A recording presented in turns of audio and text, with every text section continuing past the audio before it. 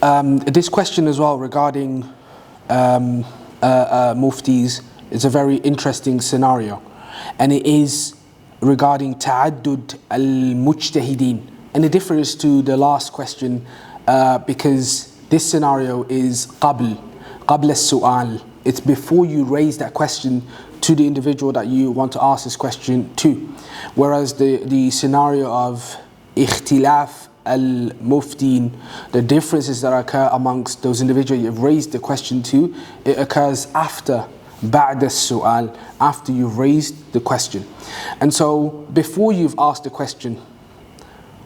and you come to know that within your city or within the vicinity of where you live, there are a number of individuals that are suitable candidates to asking a question to, are you required to ask somebody specific from amongst them? That which is the opinion of the majority of the scholars of Islam, Jumhur Ahl al-Ilm, is that you are not required to ask somebody specific from amongst this pool of scholars that may exist or may be present in the area where you live, or the country where you live, or anything of that nature, people that you can interact and ask questions to. And this is because this pool of scholars, though they will vary in their abilities in how they can answer, and ultimately there will be one that is more knowledgeable, one that is more suitable, but all of them are considered to be suitable candidates to this. And so Allah subhanahu wa ta'ala says, فَاسْأَلُوا أَهْلَ الذِّكْرِ إِن كُنْتُمْ لَا تَعْلَمُونَ. Ask the people of remembrance, the scholars of Islam, if you do not know. And in this ayah we can quite clearly see that we weren't asked to refer back to a specific scholar. We weren't told to ask the scholar, but the people of knowledge, and all of these individuals are considered in your circumstance people of knowledge, and so whoever you were to ask from amongst them, then that would suffice. Similarly, the ijma' of the Salaf, this ummah, the unanimous agreement and the consensus of the earliest generations of Muslims, that individuals that weren't considered to the degree of others, they would all engage within their localities in this issue of ijtihad, in deriving at the truth in regards to Islamic rulings in specific situations, as well as fatwa, answering questions, and giving the individual that asking questions the appropriate response to the questions that they are asking.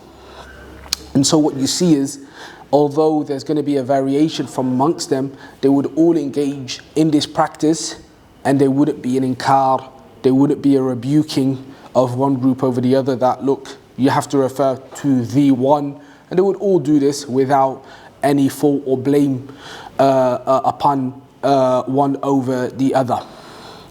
There is, however, the issue of, is it preferred for you to ask a specific one from amongst them because of, again, the knowledge that he holds, which is maybe greater than the other,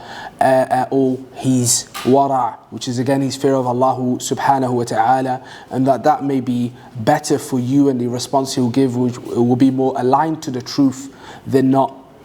And again, this in reality is a circumstance that, as we said in a previous response, comes as a result of a need. That this outlook of determining he is better and he isn't is not the baseline of how an ordinary Muslim should view who you should ask a question to. And that this only really happens if there's multiple responses and now you're determining which one you should follow. But in the circumstance of before you've asked the question, you just ask one individual and you stick to the response that they give. And so, do you ask a specific individual? You can, maybe because you know that the scholars of Islam say that he is more knowledgeable, for example, or that a greater number of people refer back to him predominantly with regards to their questions, or other such methods whereby he's generally considered more suitable to the topic of iftar. But as for specifically determining who is the more suitable candidate by way of your own tarjih, by way of your own determination, then that wouldn't apply here. And like I said, that which is the agreement of the majority of the scholars of Islam is that if you were to ask any one of them, then that would be permissible and it would suffice, and Allah subhanahu wa ta'ala knows best.